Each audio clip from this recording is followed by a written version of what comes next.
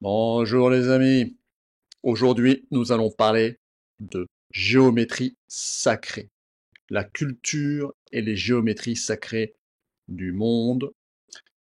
Vous allez devoir regarder la vidéo car je vais utiliser une carte du monde avec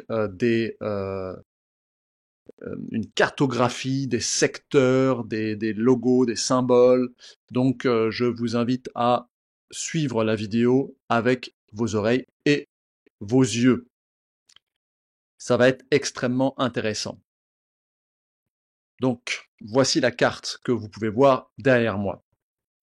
J'ai divisé le monde en 5 symboles principaux, 5 géométries principales.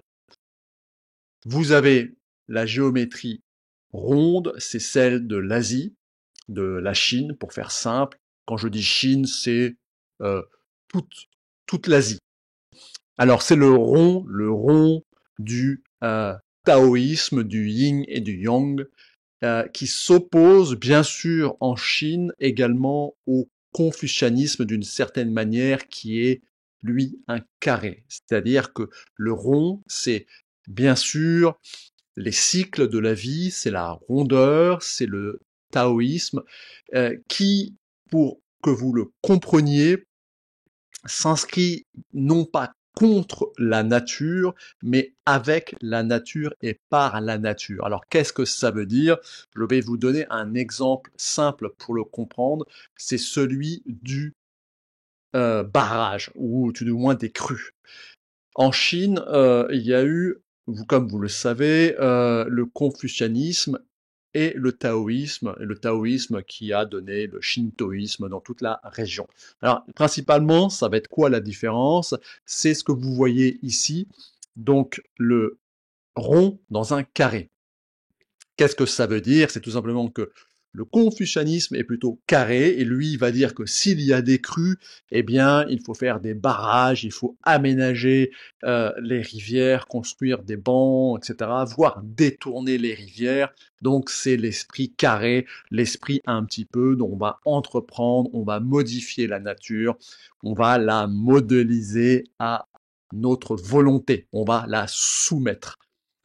Face à cela, il y a le cercle, le rond du taoïsme qui lui dit non, on ne peut pas maîtriser les fleuves, on va l'accompagner, on va pas créer un nouveau lit, on va pas créer trop de barrages, etc. On va pas trop modifier la nature, il faut l'accompagner et surtout la respecter, ne pas couper les arbres, etc. Ce qui peuvent engendrer des crues, des glissements de terrain et ainsi de suite.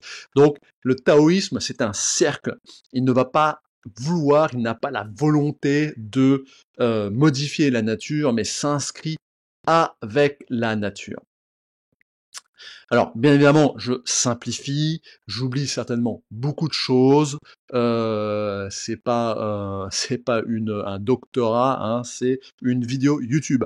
Alors, face à ce cercle, comme vous pouvez le voir ici dans ce triangle, nous avons à l'opposé, nous avons le carré. Alors, le carré, c'est comme le nom l'indique, carré. Hein, c'est-à-dire qu'en fait, il y a des angles droits, donc on maîtrise la nature, nous sommes au-dessus de la nature.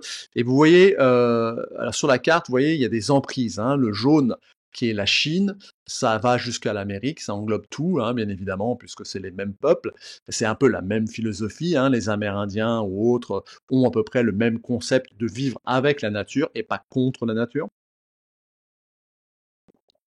Vous avez le vert que j'ai situé comme point d'origine dans l'Anatolie, c'est-à-dire euh, un des centres culturels du monde, comme on sait, mais c'est bien évidemment les religions monothéisme, c'est l'invention du Dieu unique et totalitaire qui a eu lieu plus dans les plaines sémitiques du sud, hein, qui sont ici, mais que c'est peut-être venu quand même d'Anatolie parce que les Sumériens, etc., se décrivaient comme des peuples à la tête noire, soumis à des dieux à la tête blanche, donc venant du nord, et on peut supposer que le point d'origine, c'est un peu l'Anatolie, qui révèle aussi d'énormes sites archéologiques comme Göbekli paix qui est quelque chose d'incroyable. Alors toujours est-il que le carré, ça va donner les religions monothéistes, totalitaires, le tout en un, et au-dessus de la nature, il y a le bien, il y a le mal, il y a la gauche, il y a la droite, c'est des choses définies, c'est carré. Vous voyez, c'est pas cyclique, c'est pas le cercle, c'est vraiment en opposition. Hein. Là, on se trouve dans l'opposition entre l'Occident, on va dire, et l'Orient, avec le cercle et le carré.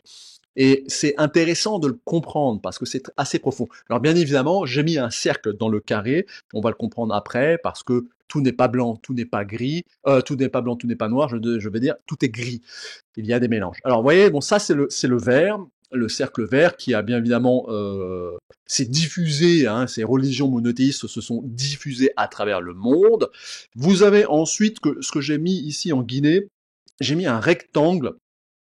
Pourquoi? Parce que c'est une civilisation quand même un peu influencée par le carré, mais qui est quand même africaine. Alors, je ne suis pas du tout un spécialiste des religions, de la symbolique africaine, etc. Donc, pardonnez-moi par avance.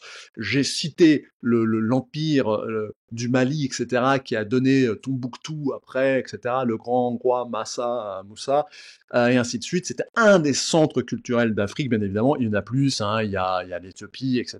Mais ça reste quand même un centre important.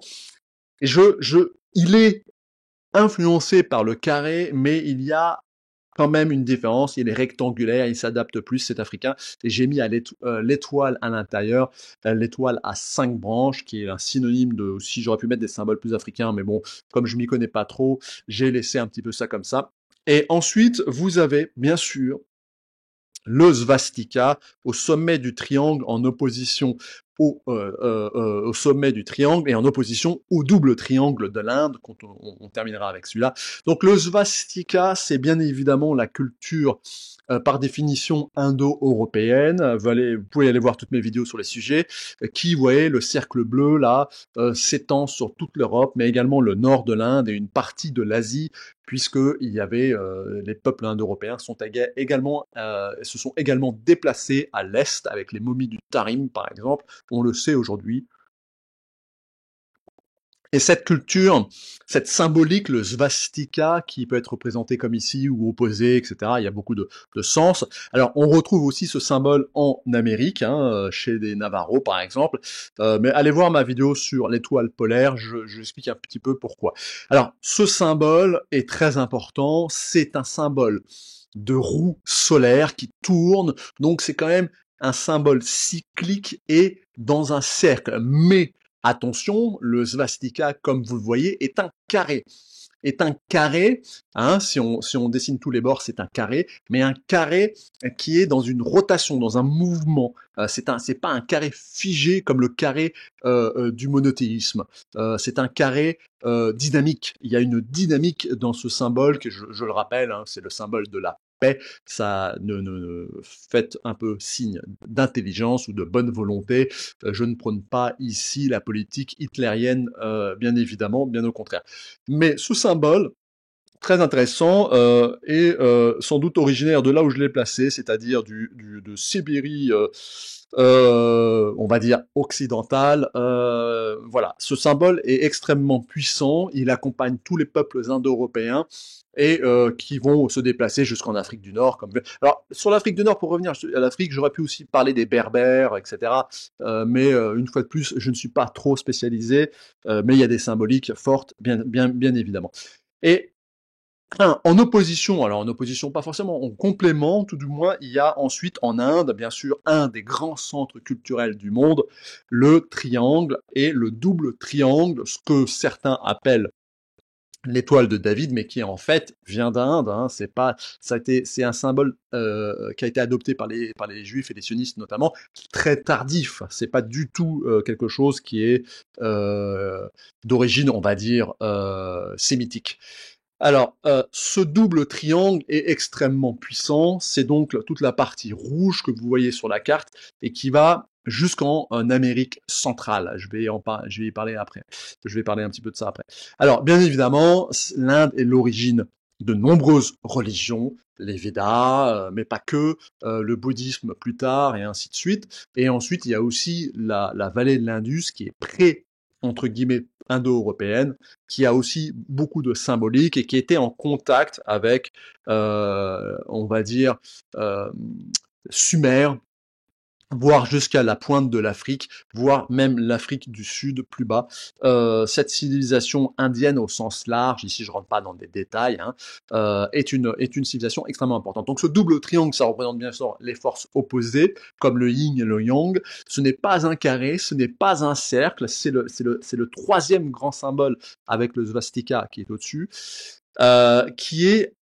qui symbolise l'homme, la femme, les oppositions des forces, et qui est lui-même décliné en petits triangles ensuite, mais on peut quand même le mettre dans un cercle ou dans un carré. C'est ça sa puissance, parce qu'il fait les deux. Donc c'est vraiment une culture qui est entre le carré et le cercle, qui est une culture à part entière, très complexe. C'est cette culture qui a créé tous les mouvements on va dire gnostique indien, mais aussi chinois, japonais, jusqu'au zen. Tout vient d'Inde. Hein. Bouddha, il est né là, il n'est pas né en Chine. Et le tantrisme, etc. Bien sûr, le yoga, j'en passe, d'autres. Tout vient un peu de là-bas. Alors, après, nous avons bien sûr très rapidement, je règle un petit peu la caméra au passage, voilà.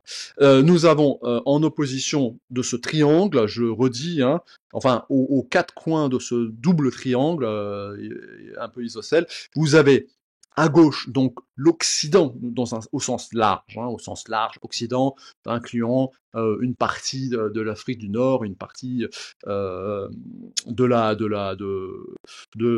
Moyen-Orient, on va dire. Alors, Turquie, c'est un des centres, bien évidemment, avec la Göbekli Tepe, etc.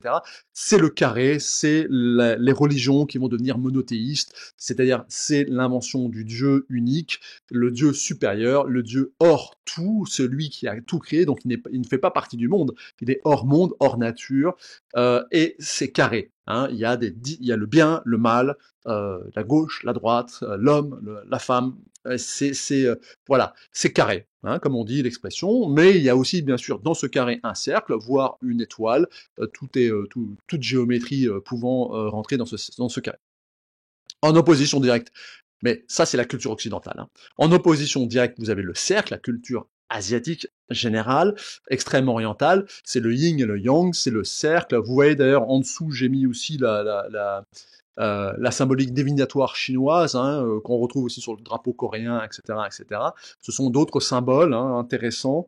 Voilà, je vous les montre, je vous le mets pour que vous puissiez le voir, c'est une symbolique intéressante. Mais enfin, tout ça, c'est un cercle, bien sûr. Et dans ce cercle, il y a aussi un carré, puisque le taoïsme est toujours en opposition avec le confucianisme, qui lui est carré. Hein. Le confucianisme, c'est un peu carré. Donc, vous voyez, la Chine est à la fois orientale et occidentale. C'est pour ça que les Chinois font peur, autant aux Américains par exemple, parce que c'est un peuple extrêmement puissant, puisqu'il sait s'adapter à l'Occident aussi bien à l'Orient, mais il garde toujours quand même ce cercle comme étant le symbole mère de la Chine. Hein.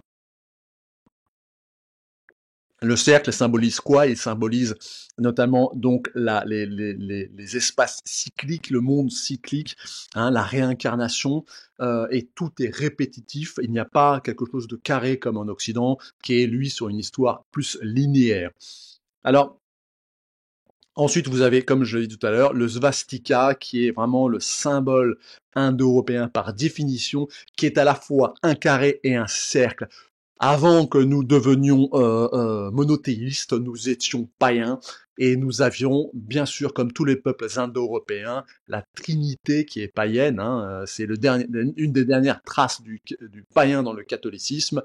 Et c'est ce symbole qui accompagne cette pensée à la fois dynamique, carré et cercle. Vous voyez, et voire même rectangle, si on peut tracer. En tout cas, on peut tracer un rectangle également. Enfin, l'Inde, ce grand berceau culturel, c'est le double triangle. Les forces opposées, c'est le positif, le négatif, l'homme, la femme et ainsi de suite. Mais le triangle, le double triangle est également un cercle et extrêmement dynamique. C'est un très beau symbole et extrêmement puissant. Voilà un petit peu, bien évidemment, je résume hein, tout cela, mais ça vous donne quand même une idée. Alors maintenant, on va rentrer dans certains détails, et notamment, je vais vous parler.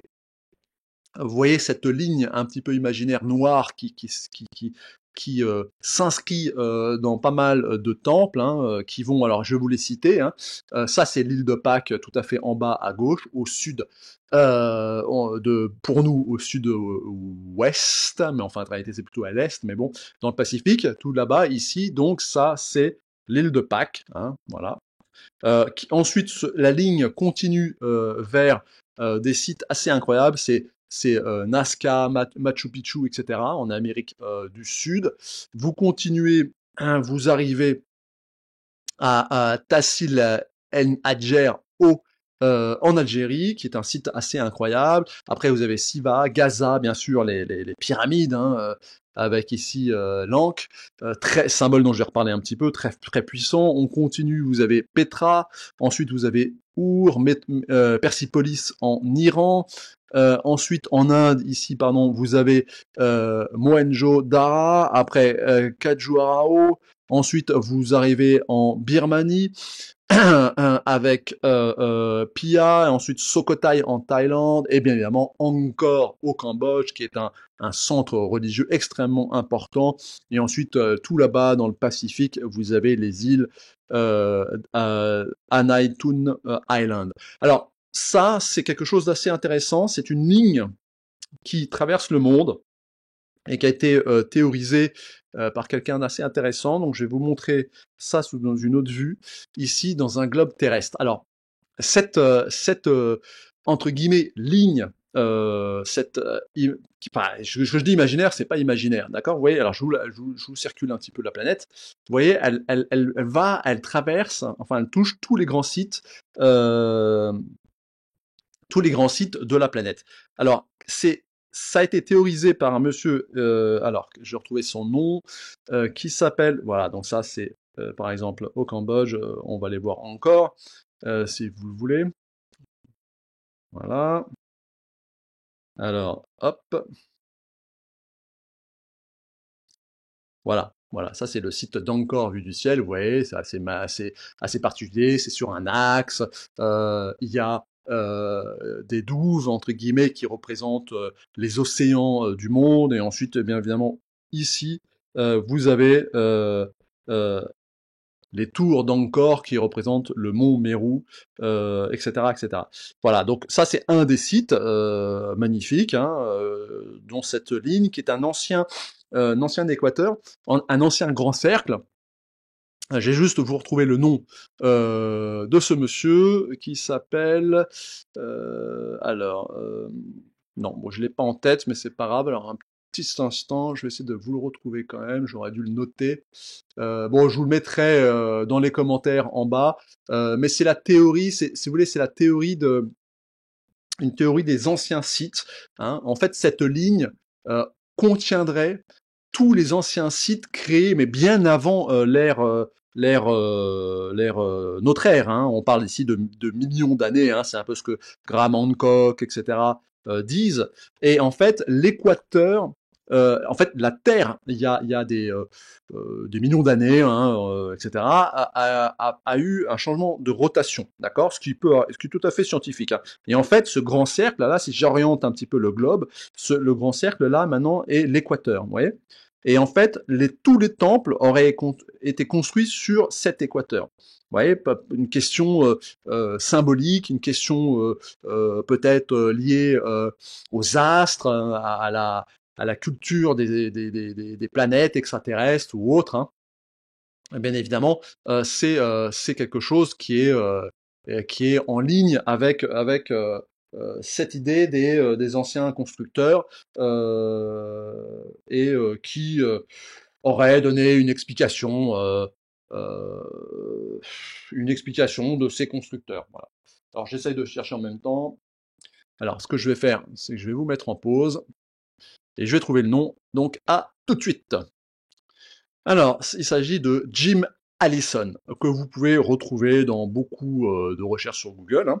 Et c'est lui qui a théorisé un petit peu cette idée qu'en fait tous les sites principaux de la planète seraient alignés sur un ancien équateur, un ancien grand cercle, hein, qui contiendrait donc, qui était, si vous voulez, avant le grand cercle de la Terre, c'est-à-dire en fait la ligne qui passerait comme ça à l'équateur, hein, là si je rotationne, et bah, écoutez, c'est intéressant, hein, puisque ça, il y a quelque chose peut-être de vrai dans cela. En tout cas, il y a un alignement. Bon, voilà. Voilà pour ça. Donc, je retourne sur ma carte. Et vous voyez, c'est ce que j'ai dessiné ici en noir, hein, avec ici Pâques, donc ici Machu Picchu et ainsi de suite. Et après, on retombe avec les pyramides, jusqu'à encore ici, etc. Voilà. Donc ça, c'est ce qu'on appelle la théorie du grand cercle, hein, la théorie de l'alignement de Jim Allison, de tous les grands temples structurels que l'humanité a construit. Et alors, ce que dit aussi Graham Hancock, c'est qu'en réalité, ces temples sont très anciens. On parle de millions d'années, mais qu'ils ont toujours été reconstruits, construits, reconstruits, etc. En fait, c'est des sites peut-être telluriques, enfin des sites énergétiques importants. Voilà. Alors maintenant, je vais revenir un petit peu dans le détail de certaines symboliques. Donc, vous voyez ici, donc le carré a bien sûr donné le judaïsme, qui est toujours influencé par l'Inde, ou je dirais, hein. Alors, allez voir ma vidéo sur le sujet où je parle de la Kabbale et du Rig Veda, et ainsi de suite, hein. Je le redis, le symbolique de la croix de David n'est pas à proprement parler juif, mais plutôt indien d'ailleurs, hein. Ou disons que c'est un symbole qui n'est pas que juif, si vous préférez. Et ce carré a donc créé le monothéisme, hein, carré, Dieu au-dessus, nous en bas, et ainsi de suite. Il n'y a pas de réincarnation, il n'y a pas de cycle de réincarnation. Alors, chez les juifs, comme je vous dis, la religion juive est un peu plus ésotérique dans certains aspects que le christianisme et l'islam, qui se sont simplifiés, hein. La religion juive initiale, elle est complexe, puisqu'elle a été influencée, hein, je vous dis, par la civilisation du double triangle indienne et la Mésopotamie, ainsi de suite. Enfin, l'Inde aurait influencé la Mésopotamie. D'ailleurs, la culture mésopotamienne, enfin les Mésopotamiens, on sait maintenant génétiquement, sont liés à la culture de l'Indus, qui est très indo-européenne, je le redis. Donc, vous voyez, ici, ils pouvaient naviguer, etc. Il y a eu des influences. Donc, la religion juive reste très ésotérique, notamment avec ce symbole dont on va parler après. Je reviendrai après. Voilà, mais donc le carré a donné le judaïsme, et ensuite le christianisme, qui est une simplification du judaïsme pour être ouvert au plus grand nombre, hein, et ensuite le christianisme a été encore simplifié, entre guillemets, pour créer l'islam. Bien évidemment, il y a toujours, même dans le christianisme ou dans l'islam, il y a des retours à des choses plus mystiques et ésotériques, notamment, par exemple, ici, avec le soufisme, hein. Ça, c'est le symbole, c'est Allah écrit ici, le nom de Dieu, c'est le symbole du soufisme, qui est de l'islam, mais un islam ésotérique, c'est-à-dire un islam ouvert d'esprit, qui n'est pas du tout carré, complètement carré, hein, je le redis, parce que dans le carré, il y a quand même un cercle, voire ce double triangle, voire le swastika. D'accord, donc voilà, vous voyez, le cercle bleu s'inscrit également là, le cercle rouge, quand je dis cercle, le polygone bleu, l'emprise du swastika, l'emprise de double triangle vont jusqu'en Palestine, Israël, le nord de l'Arabie, et ainsi de suite. Donc il y a eu des contacts, des échanges culturels, des échanges religieux, et qui a laissé trace d'ésotérisme, d'un aspect plus mystique dans cette religion carrée. D'ailleurs, le dernier soubresaut carré de la religion carrée, c'est le protestantisme, qui a évacué toutes les anciennes symboliques païennes, dont la Trinité. Hein. La Trinité, c'est les trois pointes du triangle. Hein, c'est tout à fait païen. Les protestants l'ont rejeté pour retourner à une lecture littérale, comme le wahhabisme. Hein, les extrémistes protestants, les extrémistes musulmans se rejoignent. Hein, c'est les deux faces d'une même pièce qui est une pièce extrémiste et fanatisée. Dès qu'on perd un petit peu de symbolique ésotérique, on devient beaucoup plus carré. Voilà. L'ésotérisme, c'est les angles, c'est le swastika, c'est le double triangle, c'est de dire qu'en fait l'homme est complexe, on n'est pas que bon ou mauvais, on est souvent parfois bon et à la fois mauvais. Bien évidemment, il y a des lignes à ne pas franchir, des choses qui sont par définition mauvaises, mais voilà, il y a une complexité de l'âme humaine, nous ne sommes pas une intelligence artificielle. Nous sommes complexes, biologiques, liés à des ondes, liés à beaucoup de choses, au quantique, peut-être à des dieux, un dieu ou des dieux, enfin des forces supérieures qui nous dépassent. Donc voilà. C'est le carré qui a créé les religions monothéistes, mais qui ont gardé trace de symbolique pré-carré, donc triangulaire, voire comme le svastika, c'est-à-dire un cercle dynamique, etc. Alors, un de ces symboles importants ici va être le Métatron. Alors, le Métatron, c'est ce que vous voyez ici. Alors, je vais pas zoomer trop parce qu'après, c'est un peu pixelisé. Voilà, le Métatron, c'est un symbole extrêmement compliqué qui est aussi bien pythagoricien, c'est-à-dire grec, que hébreu. Je rappelle, et donc en réalité égyptien, hein, si on veut retourner l'Égypte qui était un centre culturel énorme, mais sans doute en lien, je le redis, avec l'Inde et la Mésopotamie, etc. Mais toujours est-il que la géométrie sacrée vient en partie d'Inde, bien évidemment, et ces triangles, vous voyez, toute cette triangulation, etc., qui est avec les cercles, etc. Bon, moi, je vais pas vous décrire ce symbole, vous trouverez sur Google beaucoup de documentation.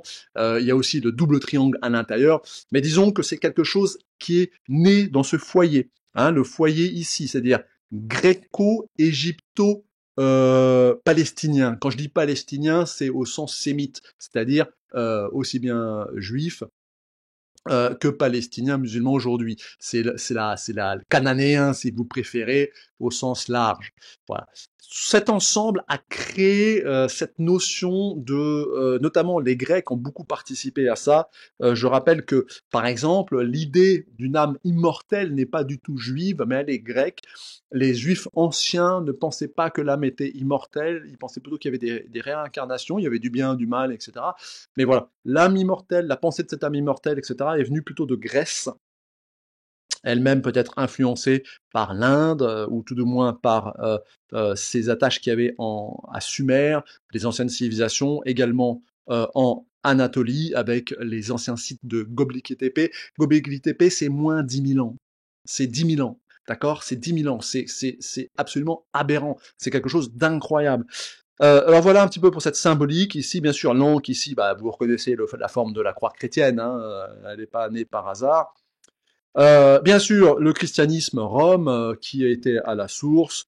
Et ensuite, en Europe, nous avons différents symboles. Alors, du plus ancien, entre guillemets, au plus récent, nous avons bien sûr le triskel celte, hein, c'est le triskel, bah, c'est le svastika qui a été un petit peu arrangé. Vous avez la croix celtique, bien évidemment irlandaise ici, mais aussi écossaise, enfin d'une manière générale. Un autre très beau symbole, c'est la fleur de lys, mais qui n'est pas à proprement parler un symbole géométrique. Je l'ai mis là parce que j'estime qu'il est beau. Vous avez au nord dans la Scandinavie. Alors ça, c'est un symbole, on va dire enfin post-viking quasiment. Hein, c'est le Vigvisir. Ça a été plus ou moins fait à l'ère chrétienne. Hein. Certains se le tatouent pensant que c'était purement viking, pas du tout. D'ailleurs, c'est plus islandais. Hein, c'est pour ça que j'ai mis l'Islande là-bas.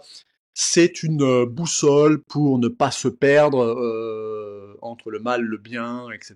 Mais voilà, c'est une symbolique intéressante également. Je vous ai mis la croix orthodoxe à Moscou parce que, bien sûr, il y a eu des schismes dans le christianisme, dans cette religion carrée. hein.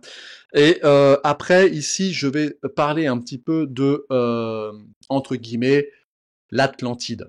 Alors, l'Atlantide, là, j'ai mis la symbolique assez intéressante et détaillée, fournie de la théosophie. Alors moi, je ne suis pas de la théosophie, hein. D'ailleurs, j'ai été franc-maçon pendant 13 ans à peu près, comme ça. J'ai franchi tous les grades que vous pouvez imaginer, etc.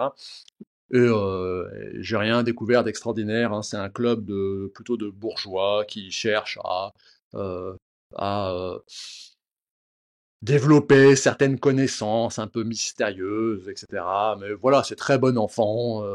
C'est pas du tout, il n'y a pas de sacrifice humain, de viol d'enfants. Enfin, tout ça, c'est des foutaises. Je vous dis, c'est plutôt un club de monsieur âgé, plutôt riche en France, qui est assez différent en Écosse d'ailleurs, mais qui sont en quête de symbolique, etc. Pourquoi? Parce que comme l'Église catholique ou chrétienne en général est devenue totalement figée et dogmatique depuis un certain temps et en totale dérive d'ailleurs maintenant, bah, beaucoup de personnes vont chercher un petit peu cette symbolique, cet ésotérisme que l'Église catholique, bientôt l'Église catholique va interdire la Trinité en disant que c'est païen. Attendez-vous à ça. Hein. En fait, l'Église catholique va fusionner avec les protestants. Je suis protestant, hein, donc je peux me permettre de parler de ça. Alors, revenons un petit peu à la théosophie. Donc, la théosophie de Madame Blavatsky, bon, je ne vais pas rentrer dans les détails de tout cela, mais là, je l'ai positionné sur une des localisations possibles de l'Atlantide, puisque l'histoire de l'Atlantide, c'est quand même l'histoire un petit peu mystique, mystérieuse qu'on traîne avec nous d'une manière inconsciente, c'est-à-dire qu'en fait, il y aurait eu une civilisation avancée ancienne, hein. Bon, là, on rejoint la théorie de Graham Hancock, etc., de Jim Allison, hein, l'alignement des temples, hein, une fois de plus.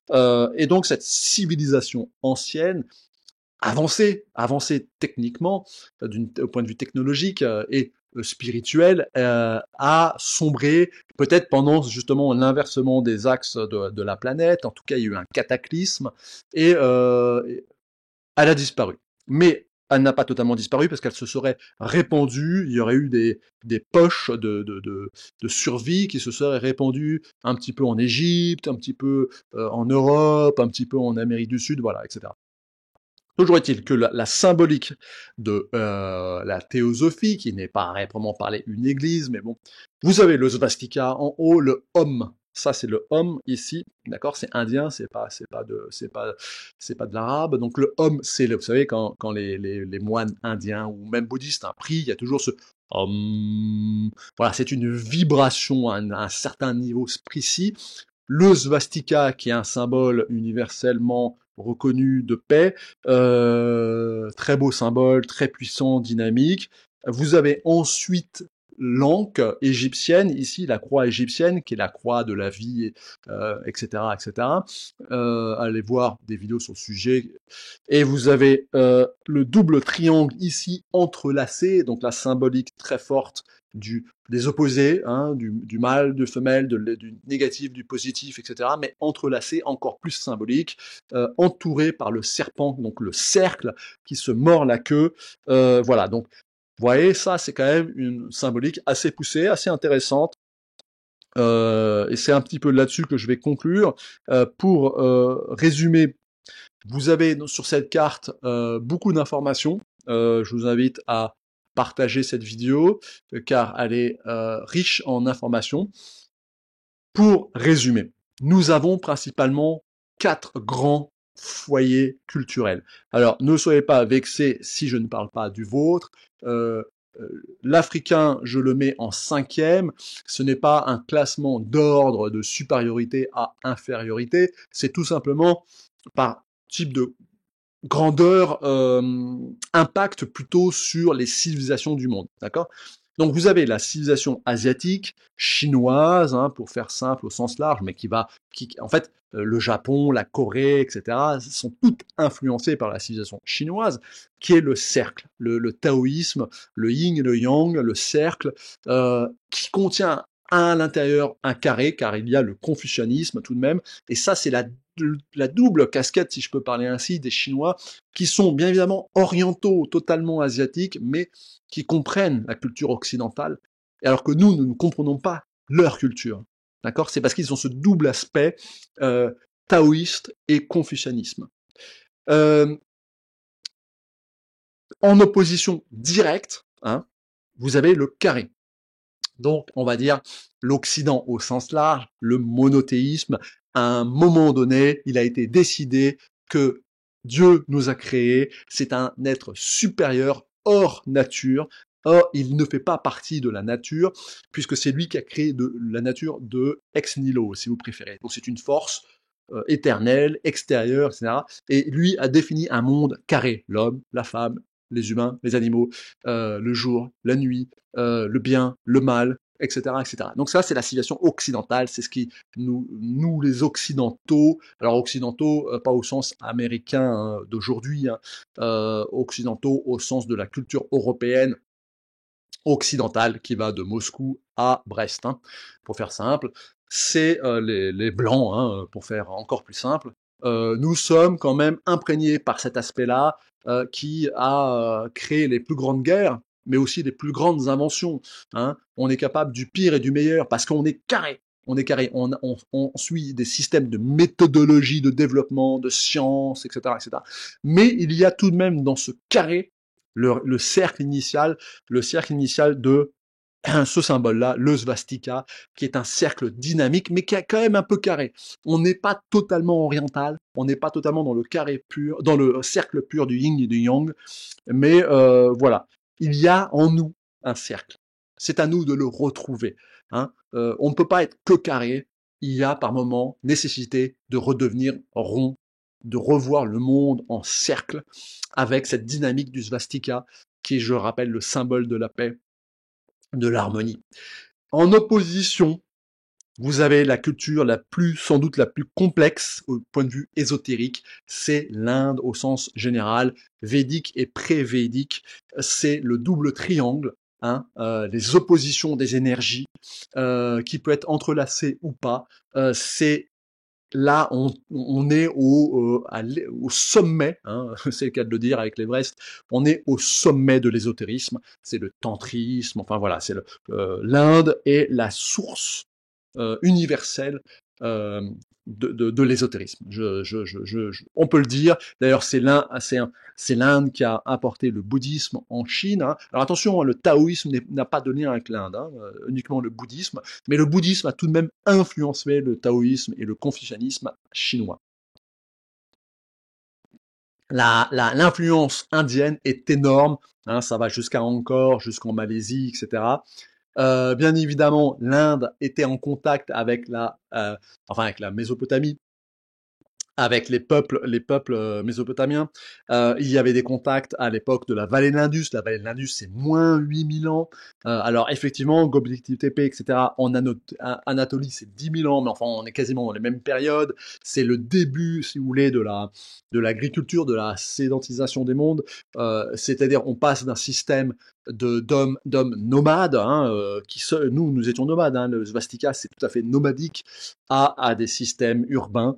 Et l'invention de Dieu est sans doute un événement qui a déclenché l'urbanisation du monde occidental, car les religions monothéistes, totalitaires, permettent à des millions d'hommes de vivre ensemble, puisque c'est carré, c'est hiérarchisé, c'est carré, etc., etc.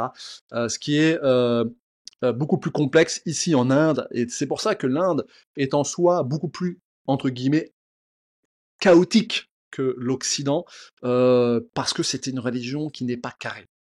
C'est une religion de la complexification. Alors il y a des angles, bien sûr, hein, il y a des hiérarchies, hein, il y a un sommet, un bas, etc. Avec les castes, par exemple, mais c'est pas la méthodologie occidentale de travail. Et je le redis, hein, les Chinois ont les deux parce qu'ils ont un carré quand même hein, dans leur cercle. Voilà un peu pour l'Occident qui a bien évidemment a créé les trois religions principales du monde monothéiste, le judaïsme, le christianisme et l'islam. L'islam qui s'est répandu ici, comme on le voit avec le cercle vert, enfin le polygone vert, dans le monde entier. Enfin, je terminerai par, effectivement, l'empire malien, donc cette énorme civilisation, hein, Tombouctou, après c'est devenu ça s'est islamisé, mais enfin voilà, avec aussi en Afrique du Nord, bien sûr, toutes les religions pré-islamistes berbères qui regorgent de symboles, notamment magiques et autres, mais n'oubliez pas qu'elle a été influencée par la civilisation du svastika, puisque les Vandales, etc., sont allés, ont colonisé l'Afrique du Nord et ont amené avec eux des symboliques fortes. Alors maintenant, je vais faire un petit point quand même sur l'Amérique centrale et du Sud, car là, vous avez effectivement la roue solaire, ainsi que le calendrier solaire aztèque, hein, les pyramides aztèques, etc. Donc, il y a eu des grandes civilisations en Amérique du Sud, mais n'ont-elles pas été influencées, comme beaucoup le pensent, par l'Égypte, elle-même influencée par l'Inde? Vous voyez, donc ça, c'est la religion du double triangle. Voilà, à voir. C'est possible, hein, c'est possible aussi que ce soit développé totalement indépendamment. Mais bon, voilà. Alors, bien sûr, nous sommes ici sur la ligne de Jim Allison, ce grand cercle qui est désaxé, puisque la Terre se serait désaxée il y a des millions d'années, et que les civilisations anciennes qui nous ont précédés auraient construit tous ces temples sur des points d'énergie, des points telluriques précis, et nous, on n'a fait que reconstruire dessus. Et ça, c'est vrai que c'est intéressant d'un point de vue archéologique et historique, puisqu'on le sait, toutes nos cathédrales de France ont été construites sur d'anciens sites celtes, hein, des sites sans doute telluriques. Et c'est pour ça que, en fait, si vous voulez, par exemple, Halloween, hein, qui a eu il n'y a pas très longtemps, tout ça, ce sont des anciennes fêtes païennes. Le Christ, le Noël a été déplacé, parce qu'en réalité, les orthodoxes ont la bonne date, mais l'Église catholique a décidé de le déplacer, notamment en Europe, parce qu'en fait, il y avait tellement d'influence celte en Europe, en Irlande, en France, en Angleterre, enfin partout, et que on fêtait le solstice d'hiver, etc. Donc on a fusionné ces fêtes pour que le peuple s'adapte à cette nouvelle religion et l'intègre. Ça s'est fait aussi en Scandinavie. En Scandinavie, la Suède est le centre religieux de ce monde germanico-viking, avec Uppsala au nord de la Suède. C'est pareil, en fait, le christianisme, en fait, en réalité, le christianisme s'est adapté, s'est reconstruit sur d'anciens sites. Alors, pourquoi ne pas penser que c'est la même chose pour Angkor Wat, pour Nazca, pour les pyramides égyptiennes et ainsi de suite? Peut-être qu'on ne fait que répéter ce qu'ont fait nos ancêtres, et nous serions plutôt dans un monde cyclique du rond, de la répétition, que plutôt sur un monde carré ou linéaire, hein. Même si le carré il peut se répéter, mais par contre les angles sont durs, donc ça fait mal. Quand on passe d'un cycle à un autre, il y a souvent catastrophe, et c'est peut-être ce qu'on est en train de vivre. Je vais conclure là-dessus. Nous sommes peut-être aujourd'hui dans un changement de cycle et qui va engendrer une violence, car le monde est dirigé par le carré aujourd'hui. L'Occident a les clés du monde et dirige, et peut-être que nous allons vers un événement sérieux avec ce qui se passe en Ukraine. Peut-être que nous allons vivre des changements de paradigme violents, hein. Quand le carré tourne, il fait mal, ça claque. Ce n'est pas une roue, hein. Voilà. Donc, pour ne pas vivre cela, cherchez le cercle en vous, cherchez le svastika en vous, cherchez la rondeur. Pour votre esprit, ne soyez pas carré. Ne dites pas que les Russes sont méchants, les Occidentaux sont gentils. Non, les deux sont méchants et à la fois gentils. Nous défendons tous des intérêts. Il suffit de dialoguer, de retrouver le dialogue, cette dynamique du dialogue que je vais représenter ici par le svastika, qui symbolise cette dynamique de dialogue possible, cette force dynamique au sein d'un cercle.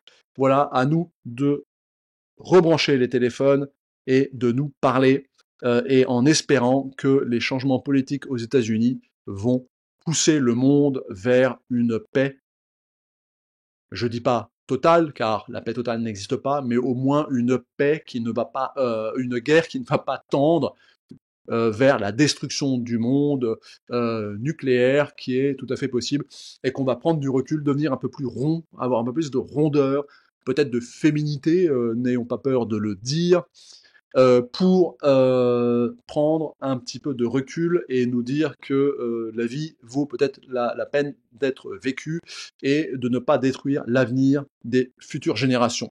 À bon entendeur, salut.